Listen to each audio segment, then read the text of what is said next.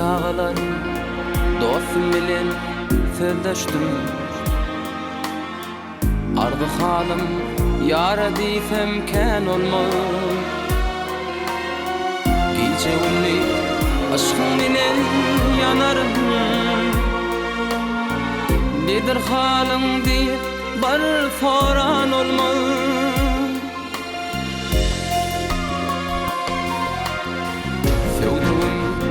Sözüm eyler hevesler.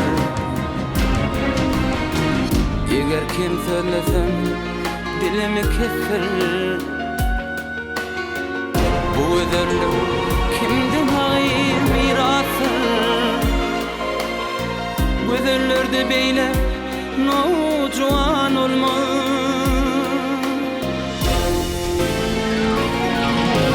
Karaca oğlum çıkmaz yarın bağımdan.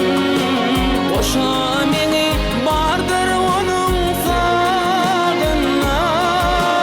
Gözül bir poza ver al yanağımdan. Kıskançlıktan asıl hiç bayan olmaz.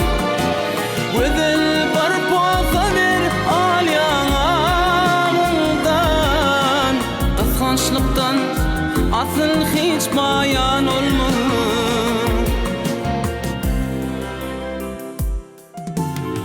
Alev üstüne hilal kaşları.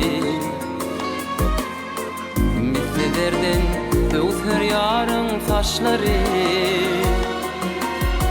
Gülgünür doğduğu küncü dişleri.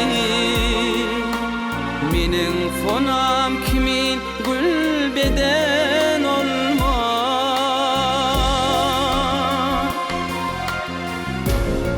Ey ağalar dostum bilen sözleşdim. Ardı halim yara diysem kän olmaz. Gece ünlü aşkın bilen yanarım. Nedir halin diye, nedir halin diye bir soran olmaz, bir soran olmaz.